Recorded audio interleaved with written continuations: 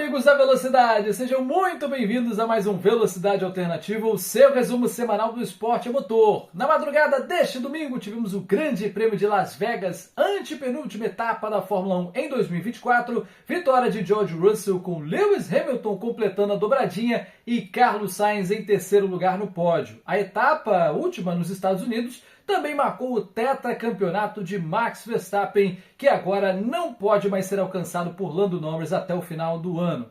Antes de falar sobre essa corrida, eu preciso lembrar você que já está disponível o clube de membros aqui da Alternativa Esportes. Por apenas R$ 2,99 por mês, você assina o Fidelidade Alternativa e tem acesso a um mundo infinito de vantagens. Para começo de conversa, tem leitura e resposta prioritária de comentários, um selinho para mostrar quanto tempo você colabora com o nosso trabalho e, claro, vídeos como esse Velocidade Alternativa chegam primeiro para quem é membro. Quem é membro já conseguiu ver o resultado da corrida, o resumo da corrida, no domingo. Os outros, o público geral, apenas na segunda-feira. Então não perca mais tempo, abra já a sua asa DRS, clica aí no Seja Membro, pelo preço de um cafezinho, de um refrigerante por mês, você já ajuda demais o nosso trabalho a continuar. Venha fazer parte desta família. Agora sim, meus amigos, vamos falar de mais um final de semana da Fórmula 1. Tá acabando a temporada e eu já começo com a notícia que todo mundo no Brasil queria. Gabriel Bortoleto será piloto da Audi Sauber a partir de 2025. O nosso menino prodígio, que inclusive está na briga pelo título da Fórmula 2, nos próximos 2 finais de semana tem as etapas finais. A gente vai secar muito o adiar para o Bortoleto fechar a sua categoria de base com chave de ouro. Ele já foi contratado pela Audi Sauber, anunciado inclusive nas redes sociais da escuderia, que é a pior da temporada 2024, mas há expectativa de que a partir do ano que vem muitos investimentos venham por aí, e 2026, com a entrada definitiva da Audi, ainda mais como fornecedora de motores, a Audi não entra para brincar, então certamente um bom futuro se desenha para o nosso menino, que venham muitas glórias para ele. O Brasil não tinha um piloto titular na Fórmula 1 desde 2017, com a aposentadoria do Felipe Massa. Tivemos ali o Pietro Fittipaldi nas etapas finais de 2020, mas foi apenas, como eu disse, pontual, não era um piloto regular, ele que até hoje é piloto reserva da Haas. Mas, meus amigos, então estou muito feliz com essa notícia. O Bortoleto já tinha confirmação no próprio Grande Prêmio do Brasil, mas por questões comerciais a escuderia preferiu anunciar depois da etapa brasileira. Outra notícia que vem movimentando o final de semana, o começo dessa nova semana na Fórmula 1, é a demissão de Niels Wittich. Ele que, no comunicado, a Fórmula 1 disse que ele busca novas oportunidades para a sua carreira. Em bom português, claro, foi chutado da Fórmula 1, essa que é a grande verdade, um comunicado parecido, com as mesmas palavras, foi dito em outras ocasiões, então a gente já consegue entender mais ou menos. Ele já foi substituído pelo Rui Marques na última etapa estadunidense, em Las Vegas. O Rui Marques, que acumula os cargos de diretor de provas da Fórmula 2 e Fórmula 3, agora assume também a categoria principal. Ainda não se sabe qual foi a gota d'água para a demissão do Wittich, mas ele já vinha em rota de colisão com o Ben Sulayem, presidente da FIA, e também nas últimas semanas, depois do Grande Prêmio do Brasil, onde os pilotos reclamaram bastante, a GPDA, a Associação dos Pilotos, se posicionou contra decisões da direção de prova nas últimas semanas, então ajuda a entender por que o caldo entornou, mas então tá aí, sorte e boas decisões para o Rui Marques na sua caminhada. Ele já começou a trabalhar, não sabemos se será só até o fim dessa temporada ou se ele já vai ficar direto, mas tá aí, já entrou com o pé na porta. E eu preciso falar também de calendário. Em 2026 a Fórmula 1 vai ter uma mudança um pouco mais radical. O Canadá vai passar para maio como um esforço para sustentabilidade, para evitar mais viagens transatlânticas dos equipamentos da Fórmula 1. O Canadá agora vai vir em 2026, não muda nada para 2025, pelo menos até o presente momento. O Canadá virá para o mês de maio, mais próximo de Miami. E isso significa que a etapa de Mônaco, que você está vendo aqui, recém-renovada até 2031, ela vai sair do mesmo dia da Fórmula Indy, da Indy 500, uma reivindicação de muita gente, muitos fãs da Fórmula 1. Eu, por exemplo, adorei essa informação, porque por mais que seja um dia dedicado ao automobilismo, né? De manhã aqui no Brasil a gente tem o Grande Prêmio de Mônaco, à tarde a Indy 500 e à noite a Charlotte 600, um dia inteiro para você passar na frente da TV vendo corrida de automóveis, né, em categorias diferentes, dá uma sensação de que falta um brilho especial, né? Você tem um dia só para a Fórmula Indy, para a Indy 500, um dia só para o Grande Prêmio de Mônaco, as etapas mais tradicionais. É essencial, na minha opinião, e que bom que a Liberty Media tem pensado nisso, né? Até para atrair mais público nos Estados Unidos. Então essa medida será tomada em 2026. Então, Grande Prêmio de Mônaco renovadíssimo até 2031 e a partir de 2026 com essa novidade, a fase europeia começando mais tarde e o Canadá mais cedo, coladinho com Miami. Bom, por falar em Estados Unidos, em Miami, né, tem uma novidade na novela entre Andretti, GM e Cadillac na Fórmula 1. Bom, basicamente, Greg Maffei foi desligado, pediu para sair do cargo de CEO da Liberty Media, né, a empresa detentora dos direitos da Fórmula 1. Você deve se lembrar, lá em julho, o Michael Andretti também saiu, renunciou ao seu cargo de CEO do grupo Andretti Global. O que isso tem a ver uma coisa com a outra? Tudo, porque eram figuras enérgicas do seu lado, cada uma tentando ver a sua parte e que estavam atrapalhando a negociação. O Michael Andretti, inclusive, era visto como um empecilho para a equipe da família entrar na Fórmula 1. Será a 11ª franquia da Fórmula 1 e o Greg Maffei já é conhecida a frase dele que diz que, olha, enquanto eu estiver nesse cargo, vocês não entram na Fórmula 1. Ele estava certo, de fato, Andretti não entrou, mas agora ele que saiu e Andretti pode sim sonhar com a entrada na Fórmula 1.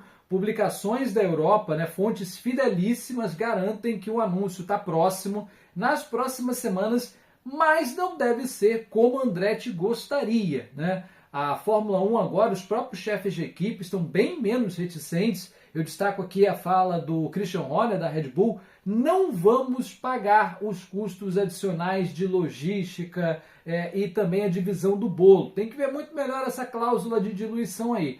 Antes, a Fórmula 1, os chefes de equipe eram radicalmente contra. Agora, o empecilho é outro. Eles falam, né, em alguns circuitos, citam sempre Zandvoort, né, que precisam ser reformados para receber 11 equipes. Né? Algumas etapas da Fórmula 1, por onde passa, só recebem 10 e não tem como aumentar. Então teriam que fazer reformas para receber essa 11ª equipe, né, fazer uma instalação diferente. Então os chefes de equipe estão bem menos reticentes. Né? Eu diria que as placas tectônicas estão se movimentando, os planetas estão se alinhando e, como dizem algumas publicações bem respeitadas da Europa, um anúncio está próximo para as próximas semanas, inclusive fala-se até em anúncio ainda neste ano. A Andretti ela pode acabar entrando meio escanteada, porque o interesse da Fórmula 1, leia-se Liberty Media, né, e das equipes, é numa equipe de fábrica, né? Obviamente todo mundo quer a GM, todo mundo quer a Cadillac do grupo General Motors, mas ela não está prevista para entrar como fábrica até 2028. A Andretti e a GM até compraram o projeto de motor que foi abandonado pela Alpine para 2026, mas isso não significa muita coisa se entrar nos 2 primeiros anos. A Andretti, GM, Cadillac, como seria essa 11ª equipe, provavelmente seria cliente da Honda, que segue na Fórmula 1 e teria apenas uma cliente, a Aston Martin, e pelo regulamento, né, seria, digamos, obrigada a fornecer isso, todas as equipes assinam. Então é bem possível que a gente tenha uma construção nesse sentido nas próximas semanas, mas já andou e há uma possibilidade grande de em 2026 já termos 11 equipes no grid. Particularmente eu acho que seria excelente, né? Sou favorável à entrada da Andretti há muito tempo. E, meus amigos, vamos começar a falar então de Las Vegas, né? Falei muita coisa aqui, muita notícia interessante nessa semana. Las Vegas, que é aquela etapa bem peculiar. Não vou dizer que é cafona, esse lugar está reservado para Miami. Las Vegas é uma etapa, né, fria, né?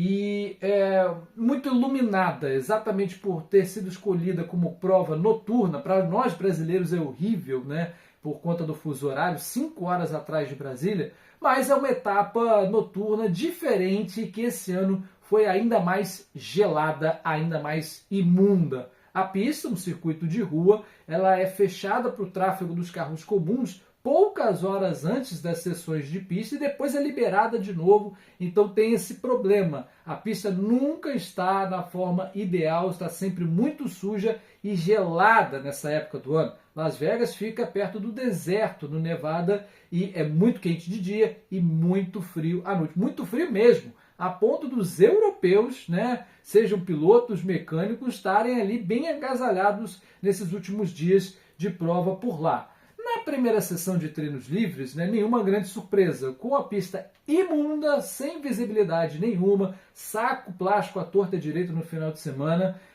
os carros deslizaram bastante, né, alguns novatos tendo que conhecer essa pista, e na primeira sessão, veja só, a Mercedes andando bem no final de semana desde o comecinho. E no primeiro treino livre, para minha surpresa, Lewis Hamilton marcou o tempo mais rápido, 1:35.001, foi acompanhado nos 3 primeiros por George Russell e Lando Norris, os 3 britânicos em sequência.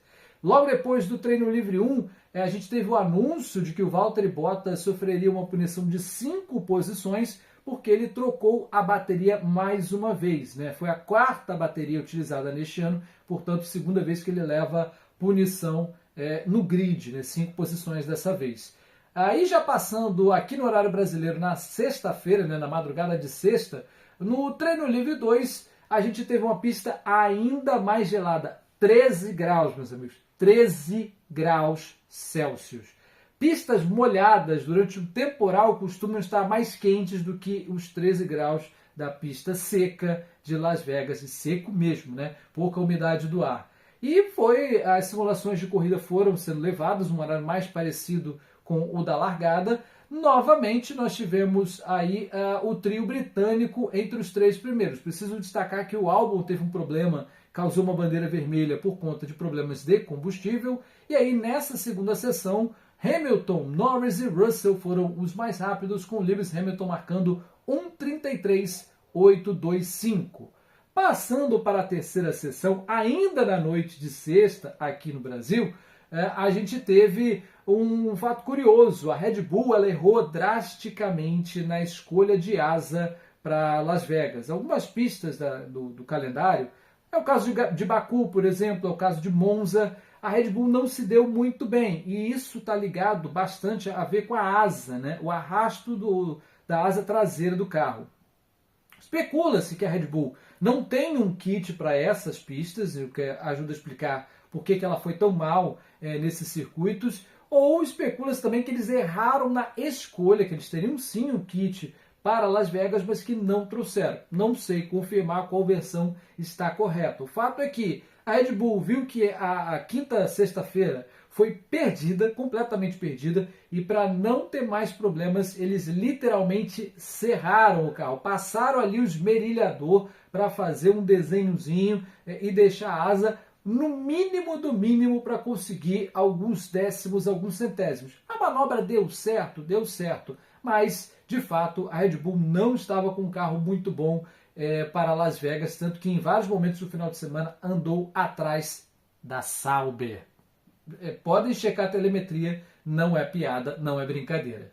Bom, no terceiro treino livre, o Russell foi o mais rápido, com Piastri e Sainz ao seu lado, 1:33.570 para o carro 63 da Mercedes. E aí a gente passa para o treino classificatório. E bom, ganha uma tequila quem disser para mim quem foi o piloto mexicano eliminado no Q1. Se você respondeu Sérgio Pérez, você está redondamente certo, porque ele que andou mal no treino livre 1, no treino livre 2 e no treino livre 3, não era no classificatório que ele ia entregar bom resultado, não é mesmo? Sérgio Pérez foi eliminado na primeira sessão em 16º, com Alonso, Albon, Bottas e Stroll junto dele, né, os eliminados da primeira sessão.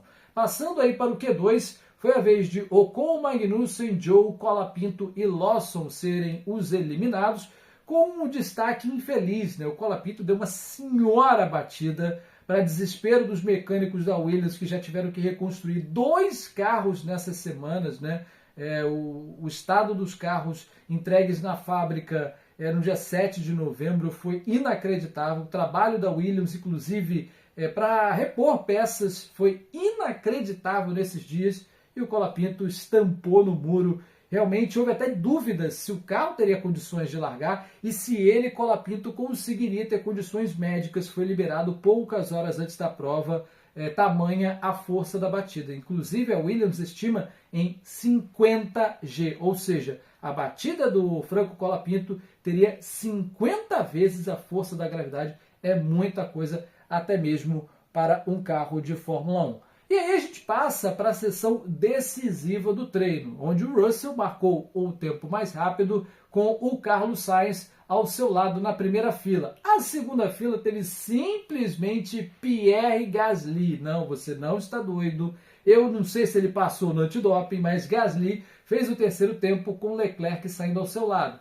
Na terceira fila, Max Verstappen e Lando Norris, os dois postulantes ao título. Quarta fila com Tsunoda e Piastri, Nico Hülkenberg e Lewis Hamilton fizeram a quinta fila. Preciso fazer um destaque, Hamilton errou na sua volta, tinha carro para conseguir ali uma segunda, talvez até primeira fila ao lado do Russell, tinha carro para isso e infelizmente acabou não conseguindo fazer uma volta como ele gostaria durante o Q3, né? Aí a gente passa, né, para o sábado, noite de sábado nos Estados Unidos, madrugada de domingo, na hora da verdade da corrida.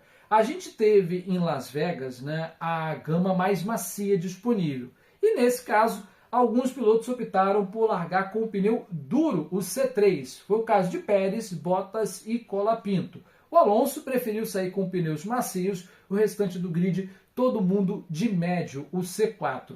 Na primeira volta, né, na largada, a gente teve uma excelente largada do Leclerc, que sai da quarta colocação para a segunda, o Gasly espalha na primeira curva, o Sainz se aproveita, passa, mas deixa o lado de dentro aberto, e aí o Leclerc acabou jantando os dois na largada. Destaque também para uma boa briga na primeira volta entre Magnussen e Lawson, pega sensacional, quase que os dois batem em vários momentos. E aí começa a escalada do Verstappen, né? Ele que na volta 4 era o quarto lugar, 4 voltas depois estava já em terceiro e passa para a segunda colocação na volta de número 10. Eu ressalto aqui, o Verstappen nem precisava chegar numa posição tão alta, bastava chegar à frente do Norris, que já seria campeão nessa etapa, né? Ele foi fazendo a corrida dele, palavras dele, no meio da corrida, no rádio com a equipe, né? Sem se preocupar com os outros, sem se preocupar em vencer aquela prova, entrou realmente para gastar gordura e para sair campeão, com o regulamento debaixo do braço, né? Como a gente costuma falar no futebol. E foi isso que ele fez. Preciso destacar também a escalada do Hamilton, né? Se o Verstappen vinha bem, conseguindo ali, até em alguns momentos, almejar a vitória, o Hamilton, que saiu da 10ª colocação, foi fazendo um show de ultrapassagens. O Piastri foi punido na volta 9 com 5 segundos por conta de queima de largada. Ele não se posicionou corretamente no colchete, o sistema detectou e aí não tem choro nem vela, então 5 segundos para o australiano. Na volta 10 a gente já começa com os pitstops, meus amigos. A degradação de pneus estava um pouco além do esperado e teve uma galera que parou mais cedo também, esperando, quem sabe, um safety car mais à frente. Foi o caso de Leclerc e Norris, que já foram para o pit na volta 10. Na seguinte, a gente teve aí Piastri, Sainz, Gasly e Tsunoda. Volta 12 foi a vez do Verstappen parar e Russell parou na volta de número 13. A nota triste, isso eu falo de quem viu o Gasly entregar um excelente desempenho no Brasil, o motor Alpine pediu para sair, foi de base na volta 14 e ele teve que sair da prova, né, abandonou com problemas de motor. Não veio o safety car, que muita gente estava esperando, né? Ele conseguiu se arrastar para os boxes. A segunda parte das paradas, né, já começou na volta 26. Né? Eu até me assustei quando vi o Piastri fazer um stint de apenas 15 voltas, já parou na volta 26, colocando o segundo jogo de pneus duros. O Albon teve que abandonar a prova, como eu disse lá atrás, ele teve problemas de combustível e mais uma vez esses problemas acabaram atrapalhando o anglo-tailandês da Williams, que abandonou ainda na metade da prova. Volta 28 foi a vez de Verstappen e Hamilton fazerem a sua segunda parada, na volta seguinte foi a vez do Sainz e na volta 32 o Leclerc para. O Sainz, que inclusive se desentendeu com a equipe na hora de parar, né?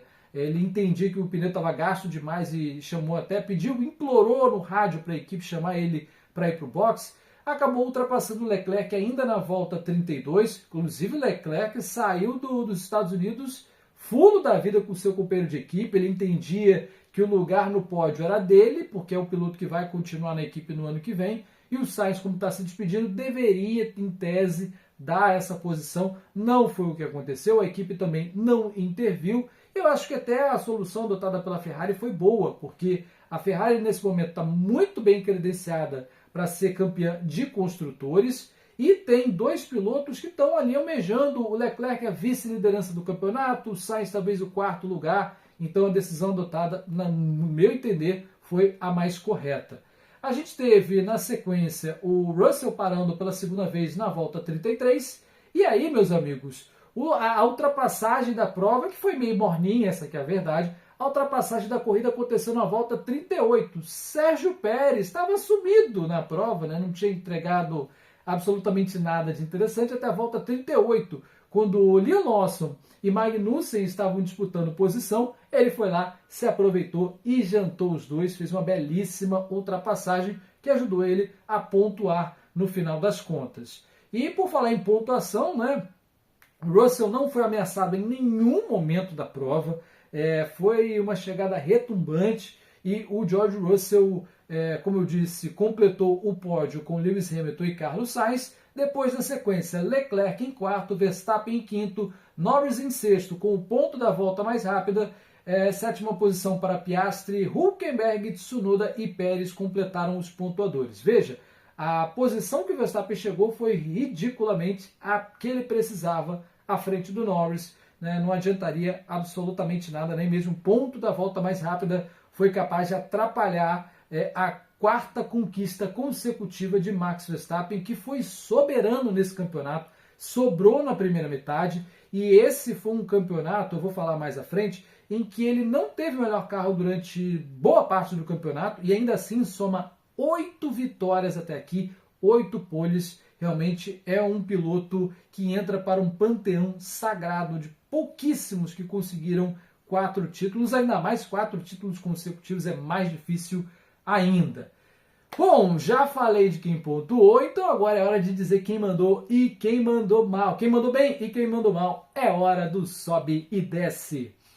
E eu vou começar pelos carros da Mercedes, né, que surpreendentemente andaram muito bem. Depois de um Grande Prêmio do Brasil desastroso, foi a vez de George Russell e Lewis Hamilton mostrarem muito desempenho. Como eu disse, o Russell não foi ameaçado em nenhum momento da prova, liderou praticamente de ponta a ponta, e o Lewis Hamilton, que inclusive foi eleito piloto do dia, né, pelos telespectadores da Fórmula 1 ao redor do mundo, o Hamilton saiu da 10ª colocação para a 2ª, ficou aquele gostinho de quero mais, né? Se ele tivesse uma posição de largada mais interessante, talvez até houvesse uma briga pela vitória entre as duas Mercedes. O fato é que o treino classificatório acabou ajudando a definir o teto para o Hamilton, mas eu fiquei muito satisfeito com a corrida do heptacampeão.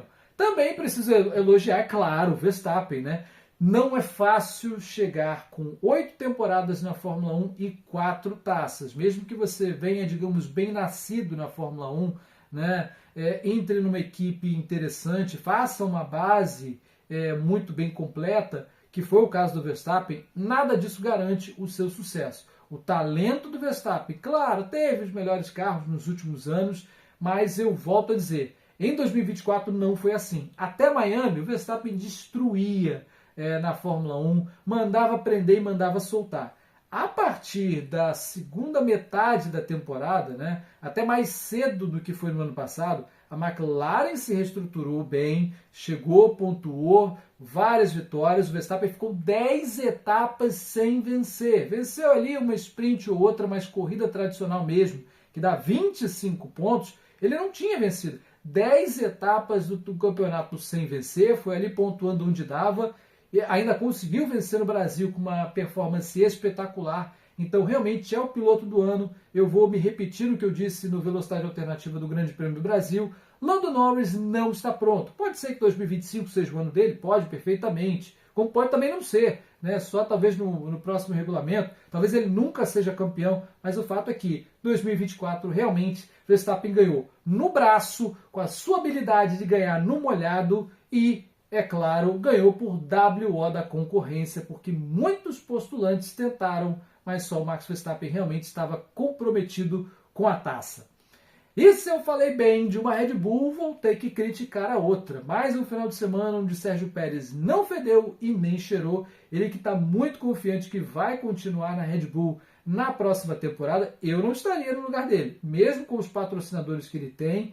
E mesmo com o final de semana ruim do outro que eu vou criticar aqui, Franco Colapinto, na ânsia de tentar mostrar serviço, de aparecer para a Red Bull, quem sabe uma vaga na Racing Bulls, ou no lugar do Pérez, é latino como Pérez, né? Então não são os mesmos patrocinadores, mas ele traz dinheiro, traz público da América do Sul. Só que precisa trazer desempenho, né? Ele destruiu a Williams nos últimos finais de semana de corrida. Então, realmente, se alguém estava muito encantado pelo Colapinto, talvez não esteja mais depois dos últimos acontecimentos dele. É um piloto competente, vai crescer na base e tem chance até de ser campeão da base no ano que vem e pode entregar resultado se for contratado? Pode, perfeitamente. Mas em Las Vegas realmente não foi a dele, a ressaltar. Foi a primeira vez que o Franco Colapinto correu em Las Vegas. Nem Fórmula 2, nem Fórmula 3 correm por lá. E o terceiro e último que eu vou criticar é Valtteri Bottas, né? Porque além de tudo, além de ter tomado uma punição na corrida, ele sequer foi o melhor carro da Sauber, né? Mais uma vez o calvário de Valtteri Bottas. Não sei se ele vai cair para cima como um piloto reserva da Mercedes, né? Não sei qual será o papel dele na Fórmula 1, se vai se aposentar do esporte a motor. O fato é que Valtteri Bottas esse ano está tendo uma despedida melancólica, né? E eu espero que ele preserve o carro, não gaste muito, porque o Bortoleto vai sentar no assento dele no ano que vem. Agora sim, meus amigos, o campeonato de piloto já está definido, mas é sempre o momento da gente ver como andam as classificações. Então vamos lá?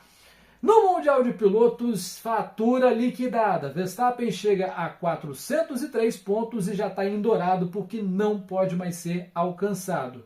Logo na sequência, Lando Norris com 340, Charles Leclerc foi a 319, ainda sonhando com a vice. Temos Oscar Piastri em quarto lugar com 268 e o Sainz com esse pódio chegou bem pertinho, 259, está esquentando a briga pelo segundo lugar e também a briga pelo quarto lugar, final de semana para esquecer da McLaren. Aliás, vamos falar do Mundial de Construtoras, esse sim, muito aberto na parada. A McLaren soma 608 pontos contra 584 da Ferrari, 555 da Red Bull, então tudo pode acontecer nesse meio aí, né? A Red Bull está um pouco mais afastada, mas ainda pode pegar, por exemplo, a segunda colocação. E a Mercedes, campeoníssima do quarto lugar, reagiu bem nesse final de semana, quase fez a pontuação máxima, mas está muito longe, não dá mais para conseguir o título de construtores nessa temporada. Completa os 5 primeiros a Aston Martin, que mais uma vez passou zerada. Esses aí estão rezando para chegar logo a estreia do Adrian Newey e, claro, o novo motor Honda em 2026. A ressaltar, a Haas passou para a 6ª colocação, tomou de volta na sua última corrida de casa a 6ª colocação da Alpine. Próxima corrida, meus amigos, é neste final de semana. A penúltima etapa da Fórmula 1 será no Catar, no Oriente Médio. Então a galera já corre de Las Vegas, do extremo Pacífico nos Estados Unidos, para o Oriente Médio, para a gente acompanhar mais uma etapa. E se a gente teve muito frio na etapa de Las Vegas, dessa vez será muito quente, né? O Catar, inclusive, trazida a prova para dezembro, exatamente por conta das suas particularidades locais. O inverno está chegando por lá e é só no inverno que as temperaturas são toleráveis. Final de semana com a gama mais dura disponível, saindo da mais macia para a mais dura, C1, C2 e C3 disponível neste final de semana. Esperamos que a pista não esteja tão abrasiva como foi no ano passado, em que todo mundo foi obrigado a fazer 3 paradas.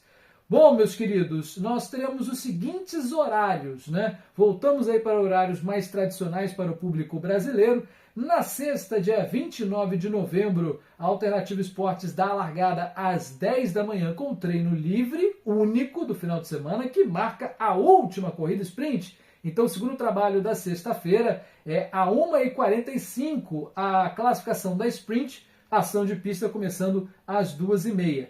Passando para o sábado, dia 30 de novembro, a Sprint Race é o primeiro trabalho do dia, 10h30, com a largada às 11h. E aí depois a classificação da corrida longa de domingo, cujos trabalhos de pista começam às 3 da tarde, mas já estaremos aqui às 2h15. E no domingo, 1º de dezembro, aí, meus queridos, a largada será às 13 horas, com trabalhos da Alternativa Esportes chegando às 11h45, popular 15 para o meio-dia, todos esses horários, fuso de Brasília.